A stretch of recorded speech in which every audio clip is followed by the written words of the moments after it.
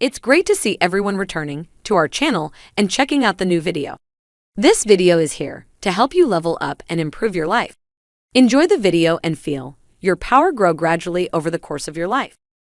Have any of you noticed how there is nothing that we enjoy more than a really good question? And have you noticed how just really good answers come in response to really good questions? You notice that? And have you noticed then that really good solutions come in response to really good problems? Doesn't it sort of make you want to let yourself off the hook a little bit and give yourself the leeway of identifying what the problem is so that you can experience the joyous experience of the solution taking shape because you let the problem take shape? You don't let the problem take shape. Better said, the whole time the problem is taking shape, the whole time the solution is taking shape. It's happening at the same time. You just have to decide, how big does this problem need to get before you're ready for the solution? How about that for a good way to say it? Well, the problem is not very big, so the solution won't be very satisfying. So I think I'll let it get really, really, really big, and then the solution will be really, really, really satisfying. There's more to that than you will admit, because you like the drama. Yeah. I suppose to make it simple, my question is, my concrete example is, I am very happy with the kind of work that I do, but the content of it bores me and depresses me often. And I know that the best way to get away from that is not to think about getting away from it, but focus on what it is I want to do. So does the work just not have the potential of having the kind of expansion in it that you want? The work itself, it does. Yes. Because every particle of the universe has the properties of expansion within them. So why have you decided to carve out a different attitude about this particular subject? Because the work itself can be fun and inspiring, but it's somehow I veered off into the content. The subject matter is just not creative to me. It's not rewarding. But in the process of doing that, didn't you create a solution that you're depriving yourself of? Yes, yes. And isn't the answer to how to cease the deprivation, to cease pinpointing the deprivation? It's the story that you're telling that is the problem. You see, you don't know that because it feels to you like you're telling the story in response to this reality. And that might be, but you're creating the next reality in response to the story that you're telling about the current reality.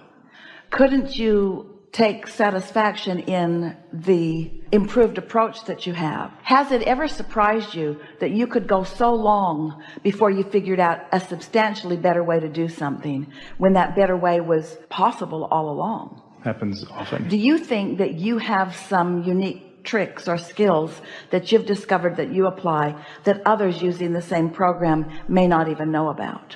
Yeah. Can you feel that your focus varies, that sometimes you're more intuitive than others? Definitely. Is it possible that there is content in some of those videos that your inner being is enjoying that you are not allowing yourself to enjoy along with your inner being? Possibly, yes. Let's really stay here for just a moment, because this is always true. When you feel negative emotion, you always have a different perspective than your inner being. Oh, my inner being likes this. My inner being sees some value in this, and I'm choosing to see no value because I've decided even before I started this one that it's just like the ones that have come before, when nothing is just like what came before. You're different in every moment. Your relationship with your inner being is different in every moment. And just as your ability to hone your skills relative to the process keeps improving, and it does, your ability to receive something from this really tremendous amount of content that's flowing through your fingertips is there also. Ooh, could this be a resource of information for me? Could there be something hidden between the lines? Esther is watching the World Series, and Esther is discovering things about what Abraham teaches that are evident in everything that's happening on that baseball field. It's not just a baseball game. It's evidence of the laws of the universe. It's evidence of momentum. It's evidence of the way the energy is flowing. It's evidence of how that person feels right here, right now. It's evidence of the momentum of the crowd. It's evidence of everything that she's come to know. And the satisfaction factor in watching, Esther has previously described baseball games as equivalent to watching paint dry. But not this time. There is always the ability to comprehend at a deeper level whatever it is that you're focused upon. And when you cut yourself off from that, you can't help but have an unpleasant time. Okay, yes. I think you've taken care of me. And anyway, there's another thing we want to cap this off with, and you're going to like this. Conditional living of life, which is I seek out good conditions to observe so that I can have a good feeling response to what I'm observing, traps you because it makes you need only good conditions in order to feel good. But achieving alignment anyway frees you to the entire spectrum of life and this planet and the participants on it. There are riches for you in the most unlikely places. And when you discover them, then a plethora of magnificent things is possible to be discovered everywhere. If you will be more selective in your sifting, if it will matter more to you how you feel than anything else, then what your experience will be is one of bliss. Because as you look at a relationship that has been happening for a while, and you deliberately look for things that make you feel good, and you practice looking at things that make you feel good until you activate within yourself that vibration, then what happens is those people that you are interacting with literally rise to match your vibration. We're not kidding you about that. You've seen it sometimes with children. You'll see a child with one person behave one way and the same child with another person behave entirely differently. And you say, I cannot even believe that that is the same child. And what is happening is different people have activated different vibrations. In other words, you are multifaceted beings. This is a vibrational universe, and everything is about vibration. Everything is about law of attraction. It is a universe of inclusion. There is no exclusion. So whatever it is you are offering vibrationally, that represents your life experience. So let's say that you have a particular poignant relationship with someone when you are very young, and that relationship causes, for whatever reason, a vibration to be activated within you. Maybe you begin to feel vulnerable. Maybe somebody picks on you on a pretty regular basis, and you develop some patterns of vulnerability or defensiveness. And then you practice them and practice them and practice them so much so that almost everybody that shows up in your experience treats you in similar ways, until later people say about you, well, you have a chip on your shoulder, or you're very defensive. When you come into your first relationship, that begins to evolve pretty quickly. And then in psychotherapy, it is determined, well, that happened in second grade. And we say, a lot of things happened in second grade and third grade and fourth grade. A lot of things happened. A lot of things happened yesterday. Some things will happen today.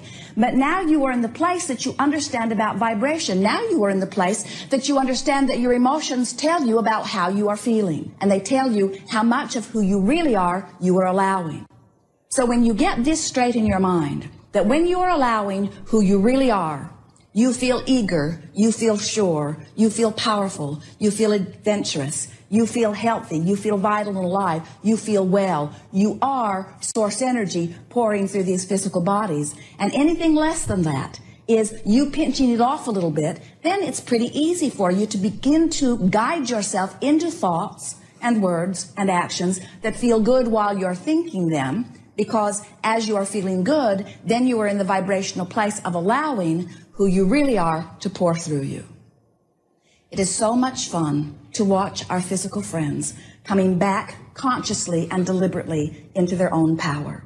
It is such a delicious thing to be standing in the middle of something that could be a potential argument or a potential hurt feelings, and to see one or the other of you, it's nice when it's both, one or the other of you standing there and saying, I am source energy. There's no reason for me to feel diminished no matter what you say, no matter what you think, no matter what you do. There's no reason for anything that you are reflecting, which may have something to do or may not have anything to do with me. It is no reason for this to diminish my sense of self, because my sense of self is something that I've been practicing deliberately for a while.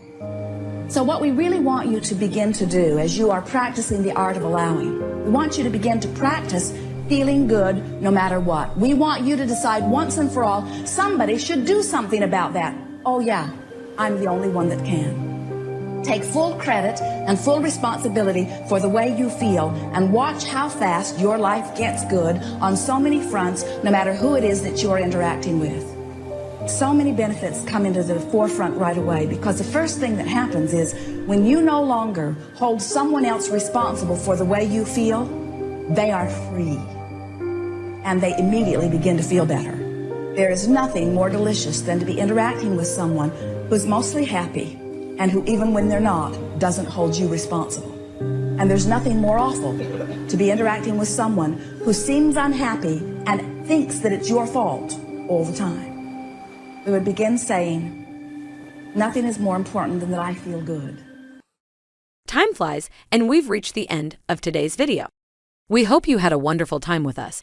Please share this video with your friends if you enjoyed it. It means a lot to us. Finally, don't forget to subscribe to our channel for more Abraham Esther Hicks teachings. Thank you and good luck.